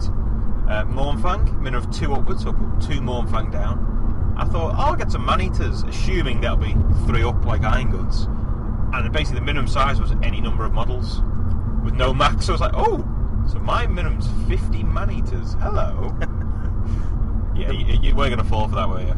Well, I was reading something on a forum, maybe in Wassia. They were trying to introduce their own little box comp. Box comp? Yeah. What's box comp? Each unit can be as many that come in a box. So when you buy a box, that's your comp. That's how many should be in that unit. So you buy skinks in packs of 20, so you can have up to 20 in that unit. Hang on a minute. My man-eaters you buy as individual fine cast models. Yeah, so minimum unit's 1. Oh! Maximum unit's 1. I'm never taking that then. Never taking that. Needs fine-tuning. Yeah. Okay, so I see what you mean. So I've got 2 Mournfang in a box, then it's 2 units. Which actually is what the minimum size is anyway. Yeah. But then you're getting like starter box kits and like what you're getting the Bloodbound versus the Stormcast. Yeah, I suppose, and also you could say, well, you know, I only get 4 Iron Guts and an Iron Gut, but I get 6 in the battalion ogre box. So actually, I'm taking 6. Yeah. So I can see why you can be a bit of a douche and stuff. So has it changed how you're going to do the campaign at all? Are you still going to go ahead with what you're thinking? I think I probably keep the bare bones, but I do need some guidance. I do need some input from the players who are partaking in the campaign because they've got more experience than me. Right. Okay. I've had 3 games today, one of which we forgot the special rules to. Which so just to explain, we played the first 2 games basically just run in the middle and hit each other. Yeah. The exact way it should not be played. Pretty much. And then the last one was actually one of the scenarios from the new Bloodbound book. Bloodbound book. I was about to say Bloodcorn or whatever. Just Blood Red. And we chose that one because in the story it's a Khorne champion against an ogre champion, which is basically the 2 armies we had. So we decided to pick that, and it shows how scenarios go because really, what I think of as old money in 8th edition, you would have won that game because you killed more units and had the points. But because I then went up and just assassinated the general, which was the point. You assassinated him too well, though. So the way the rule works basically is you can wound the enemy general fine, but if you take off his last wound, he gets basically like a 2+ ward save. If that's from a model which is not the other enemy opposite general. So I thought, I know, I'll go in, I'll kill him with my Iron Guts, wound him down so he's on 1 or 2 wounds, and then hit him with my general. Nobble him off. Unfortunately, I killed him outright with my Iron Guts, which meant he got a 2+ ward save, which meant basically my Iron Guts did 0 damage, and it was all down to my general, so I was like, oh, bugger. But as it happens, luckily, I managed to get off my general's attacks anyway.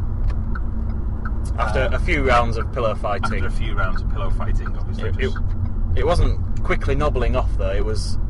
An ogre general can put out some damage. Yeah, well, I mean, the thing with the ogres, and this is why people are saying they're broken, is every hit they do, most attacks have at least -1 rend. The effective multiple wounds rule. And most of them have at least 2 wounds. It's very few, like, I know, like lead belchers, for example, will only do 1, but their guns do other things and stuff. But any characters, or particularly Iron Guts with great weapons, they're all doing 2 or 3 wounds each. So quite quickly, you know, I only need to get 2 or 3 through, and I'm doing, 6, 9 wounds, whatever I'm doing and stuff. So I think that's why a lot of people are saying they're broken at the moment, but I suppose it's all relative, because as you saw, you killed a couple, the bravery's quite low, and they just run away really quick as well, which actually is what they used to happen in the old one. You had low leadership and stuff, so it's not too bad. What were your feelings towards the Bloodbound and my special rules upon special rules? There was a lot of special rules. Do you know what? It was that point where you felt a little bit like a douche. Going through all this. Oh, and then he does this. But then he does this. But then he rerolls this. Yeah, so it was a bit surprising. So even if I went first and killed you, you could roll dice and do mortal wounds back or attacks back and all the rest of it. Now, very much like the Slayers. They rule the death blow. Yes. You can kill them, but they still got to swing. But that is what Khorne should be, in a way. They should be in combat. They should be psychopaths in combat. You kill them, they go down fighting and stuff. So it didn't really bother me, because also what we didn't really have in that game, because again we had limited units, was a full magic phase, a full shooting phase. And again, if you're playing, Wood Elves or whatever they are now, Well, they're shooting you, so by the time you get into combat, there's not many of you left, etc. So, yeah, again, that's another. Just to go back to what we could do for comping. A lot of people have said only a third of the army should be able to shoot. Okay. Maybe you can see why now because you can do it in combat. Yeah. It's not just at range. But a lot of armies are shooter. A lot need it. A lot need to be shooter. So, but again, as a Khorne player, I've been a Khorne player for more than 10 years. Yeah. It's not fun walking up and being shot. And we've all been there. We've all played the non-game where someone's been in a corner, you've spent 3 or 4 turns trudging up, and what's left just gets mullered in combat. So that's not fun. But then again, shooting is integral part of war.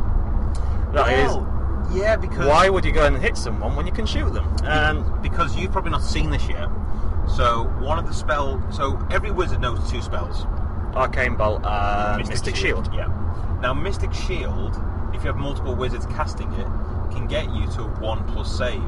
Right. Now there is no rule in Age of Sigmar that 1s fail. Mm-hmm. So if you get a 1+ save, you automatically make all saves. Yeah. There's nothing you can do about it. And I know on one of the other podcasts, I can't remember which one, it might have been Garage Hammer and stuff, they asked the representative of Games Workshop saying, is this right? And the guy said yes. So the question was, well, how would you stop it? Well, you have a balanced army, so you bring shooting to kill those wizards at range, or you have stuff that's got rend to take it to a 2+, 3+. So again, it's one of those things, if you start comping one part of it, you just make another part even stronger. Yeah. And you've got to make it as balanced as you can, really. But the hardest bit is trying to work out, in my head, a fair game size, which is what everyone said on the internet, really. This was how we struggled today. To start with, yeah. Yeah. We tried the comp that I was going to introduce in the campaign, thinking 3 minimum units and a general.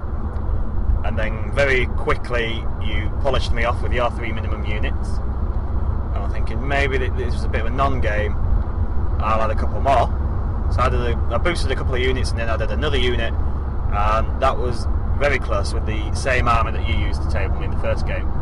Yeah, well, I think by the end of it, I think you did wipe me out, but you only had 2 models left, yeah. Maybe? One... Khorne dies in droves. Yeah. So do ogres when you get hold of them, yeah. eventually. So yeah, it's one of those things, and again, a minimum size of 10 goblins is not the same as minimum size of 2 Mournfang. No. So it's one of those things, if you've got to do a campaign, we just don't have to be idiots with it. So perhaps maybe going back to using wounds as a template, but 2 wounds of one thing is not equal to 2 wounds of another. Yeah. Yeah, because ogres are... So my minimum angles, for example, is 12 wounds.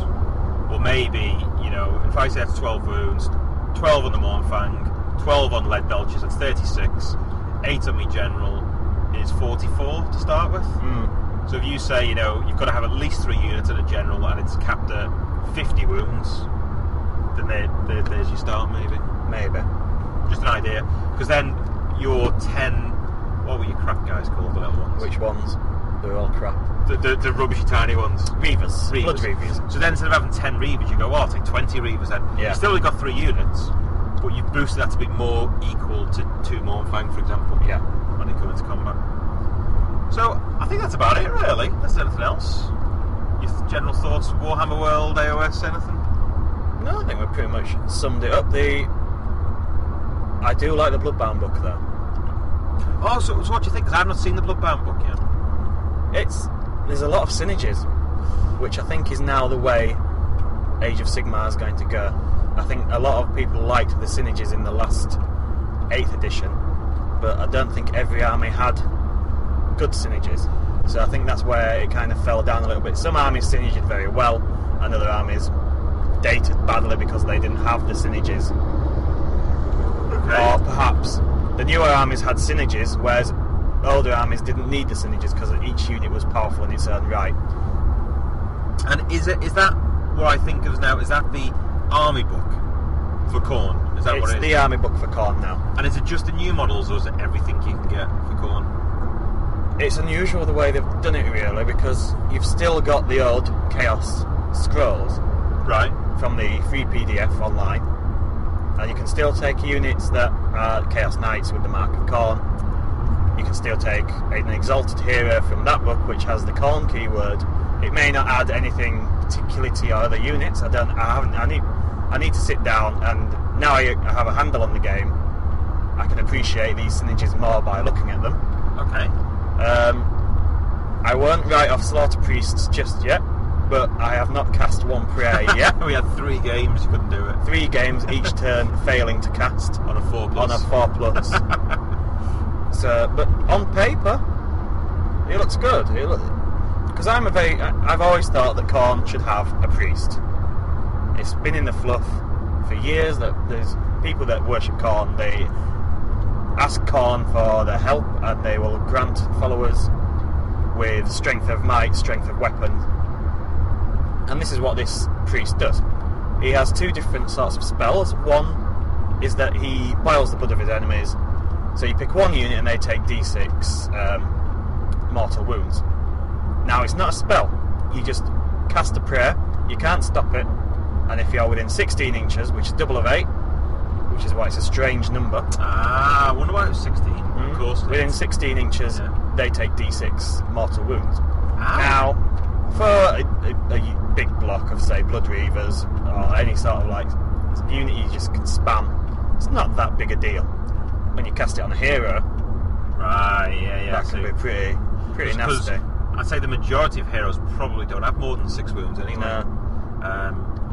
I mean, the ogres are different. I have 8 of my heroes and stuff, but I should have more wounds as an ogre and stuff. But yeah, I see what you mean. That can be quite nasty. Now, I assume that you can cast it into models in combat, because there doesn't seem to be that much stopping you from doing stuff to people in combat. Combat is not now the place you go to stop being shot at. No, the only way to stop that really is get out of line of sight and all the rest of it, because you can shoot in, you can shoot out of combat. There's no rules at all about it now. Now I believe that the hero phase is before the movement. Hero goes first, yep. So you have to do that before you move. Yes. So you can't move into range and then cast it. No. So it's one of those things you've got to make sure you set up ready the turn before to do it. So if you're already in combat, which the Slaughter Priest is not bad, but he won't last long. He's not going to put out a lot of wounds, so you don't really want him in combat. But then when he is in combat, he gets the extra additional 1 to his prayer, so you can cast it on a 3+ instead of a 4+. Oh, okay. But I was keeping him out of combat, which is what I wasn't keeping him out of combat. I was keeping him out of the combats that I knew he wouldn't really last very long. Not against Iron Guts and stuff. But I suppose it depends what army you're playing, because you're playing Skaven or Goblins, he just goes into bog standard guys. If you're playing Dwarfs, you don't go near the hammers or whatever and stuff. It just, again, you say, it's picking your combats. When you're playing Ogres, you don't go near anything. Against Ogres, yeah. It's fine. I just need some Iron Blasters now to take him out. So I don't want my bad luck to overshadow him as a character, and for me to make a judgment on him being awful, which he was today. Yeah.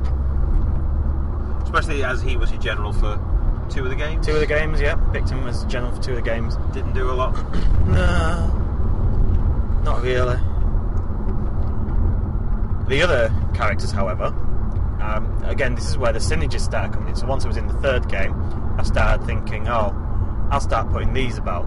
I used the Blood Secretor, the guy who was secreting blood all the way through. Is that the guy with the big icon? Big ass icon. Big ass icon, right. Is he from the starter box? He's from the starter box, right, okay. One of the best models from the starter box, actually. He's absolutely stunning. And then, again, another beautiful model, the Bloodstoker. And that's the guy with the whips? The whips, right, okay. I know which one you mean now, Now, these are benefits to units within a certain range. The Bloodstoker, actually, you can use that to stirk your general. So if your general's within range, you can whip him and he can have an extra attack and I think re-rolling 1s. I know you're saying this like a Khorne player, but all I'm hearing is just stoking your general by whipping him like whipping him like a mule. Naughty. Sorry. So the synergies are there and they are very nice. It's just picking what you want, because now you can just take whatever you want.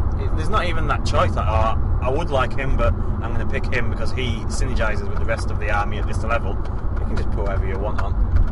Yeah, you can put every model on if you want, every model you own, if you've got it, if you've got enough for the army. I think that's it, because I mean I've not played much more Age of Sigmar than you have, and I think that's the only bit that I found as well. If whenever I've played a game, I've had my first game against someone, almost like a trial game, and after that we've gone, right, I tell you what, I'll add one more thing, but you add 3 in, or I'll take away this one thing and we'll try it again, because we've seen whether it's been one-sided or not. But there's a lot of trial and error. I'm hoping that just comes down to lack of experience. Yeah. And as we get that experience, because what I don't want to do is say I'm only ever going to use, Aegon comp or Clash comp or whatever other comp system there is, and say you're only playing 100 wounds, you're only doing this, because that's not what Age of Sigmar is meant to be. But I also don't want to have to always have 2 games for the price of 1, just to get it balanced before you start. That's where a lot of the internet, the community, are feeling that Games Workshop should have done all this for us. They're a games company. They are expecting us to pay £75 for a starter kit, £45 for books, for something they should have made as a finished product. They are a model company. They make models, and they make games so you can use those models, but they're not a gaming company. I think there was an interesting article quite recently about one of the shareholders went to the AGM, was basically saying the name games in the title Games Workshop is probably misleading, which is why they're renaming some of the shops to Warhammer. Yeah. Because they're not a games company, they are a model company. So all they care about is sexy models, and let's be honest, I know people rage about some of them, but they are probably the best model maker in the world. Well, what they do. I know that quite a few of the table podcasters are playing War Machine right now, and a lot of them were saying they have been spoiled by Games Workshop models. You don't know what you've got till it's gone, as they say. You don't know what you've got till it's gone. And that's one of the reasons why I didn't get into War Machine again. I've dabbled in War Machine a few years ago. At first I enjoyed painting them. This is new, this is fresh, this is something different. I'm enjoying painting them. But then, as time went on, I started to think, well, actually I do like models I can put together the way I want. Yeah. And I know Games Workshop's kind of going away from that now. When you look at the starter set, it's very difficult to make any of those models unique without a lot of work. The Kagarath, I'm not a fan of the model. Oh, okay, yeah, the bigger thing, yeah. Yeah, I've gone out of my way to make it look different to the way it looks, and I still feel, no, I haven't got much love for this model. Okay. But then Games Workshop are releasing another one. Well, not yet. Not yet. They may do down the line, we don't know. I doubt it now. I think Corn's done. Well, you say that, but I remember when the Hellbrute came out, was it for Dark Vengeance? Yeah, that was about a year or so, wasn't it? And it was quite a while after they eventually released a Hellbrute kit, so you can make different varieties of it. Well, that's something interesting that someone told me about the Skybrand mould. Oh yeah. The date on that is 2013 on the sprue. Oh, so it's been sat around for a while. So it's been sat around for a couple of years. Oh right, okay. So clearly it's been in the works for a while then. And again, it's the same sort of thing with the Demon Prince. That was sat around for a good couple... It was in the Warriors of Chaos Army book, the new plastic Demon Prince. It was in for a good couple of years before it turned up. Now, I don't know whether there was problems with the sprue being cut, or I don't know the ins and outs of the company, but... Yeah. Well, my understanding, again, I don't know if this is just a rumour.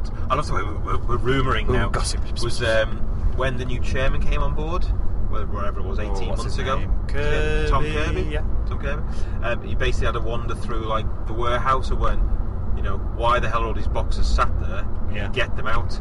Which is why, so they may have just been sat there waiting for a schedule of one thing a month and all the rest of it.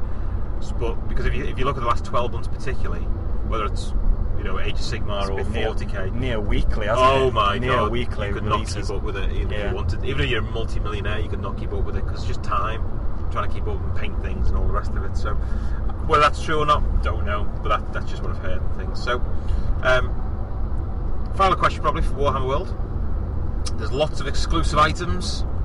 Did you buy one? Oh no. Oh, you didn't buy one? I did not buy one. Well, I bought Valkyria. Okay. Valkyria the Bloody, because I was there. It's direct only. But even then they had to go down to the warehouse and pick it up. So I thought they'd actually have them all in the shop, the things that are direct. Well, no, because it's a normal Games Workshop, isn't it? Mm. I mean, the only difference is, I suppose, they can go and get it off-site. Yeah. Well, I'm sure I remember them saying, maybe this is just the Forge World one, they no longer do the thing where you order it in the morning and pick it up in the afternoon. So they won't cast it, but I think that might just be for Forge World. But do they need to now? Because they've got a big Forge World shop. Well, yeah, you think everything will be in stock. We even got to see the Titans and stuff that were in there as well. One thing I felt was a little bit sterile in the Forge World shop, just the way they package things. Okay. Because when you go into the Games Workshop shop, you've got all these plastic models and you've got them all painted on the front. It says what they are. When you go into the Forge World shop, it's all just skulls. Oh, the blisters with skulls, and you have to go and read what it is and then turn it around. I can see why it's cutting down overheads, isn't it? And that is the only shop in the world, if you like. Yeah. Forge World shop is what I mean. I don't know if it's the only shop. Yeah. There's loads of shops everywhere. So they haven't probably put any effort or particularly money into marketing, if you like. Well, they don't have to, because they know they're going to sell it all. And people are going to go there and just put the wallet down. And most people who go for Forge World probably know what they sell before they go anyway. Yeah. And turn up and say, I want 5 new Terminators and this Primarch and this whatever it's going to be. And stuff. I want Samus. Oh, you nearly got... Oh, I never got Samus. Never got Samus. No. Never mind. Well, never mind. One day I will. But I don't need him. But you will anyway. I can't justify having him and Scarbrand, who I will buy. Okay. Now, a lot of people are saying, why? No, buy Scarbrand. He's a pointless model. He's £80 of pointlessness. Well, how is it? If you pre-order them, you'll get 20% off. From Element, yeah. Yeah. Other shops are available. We are like the BBC. Yeah. So, what's that? 16 quid, 64? A bit more doable. Still a lot, though, for one model. Still a lot for one model, yeah. He's not an Imperial Knight, though. He's cheaper than an Imperial Knight. He is, yeah. So there you go. So, is there anything else to add for your first experience of Age of Sigmar or the new Warhammer World? No, I don't think so. I just think I've not been put off. Okay. Oh, this sounds like a but. Pleasantly surprised. Right. But I think I need to play more. But you need to play more. Okay. Well, I think that's the intention now, is that we're going to really focus on AOS, get armies ready for a campaign, and just see where we take it from there, really. Yeah? Job's a good one. Anything else, or...? I don't think so. No? I think we've covered it all, really. Right, in that case I probably need to get my hands back on the steering wheel and my eyes back on the road. Yeah, get them away from where you have them. Oh, matron. Right, thank you very much. See you later. Bye. Bye. Just grab the iPad. Just the red button? Yeah, there should be a stop button in the bottom right corner. Oh, I need to unlock it. Oh, the other way. So unlock it. Bottom. Thank you for listening to another episode of Table Podcast. If you'd like to learn more about the show, you can visit the blog, tablepodcast.com, or follow us on Twitter, @tablepodcast. If you'd like to support the show, you can do so by leaving us a positive review on iTunes and by subscribing to our YouTube channel. Thanks a lot, and we hope to hear from you again soon.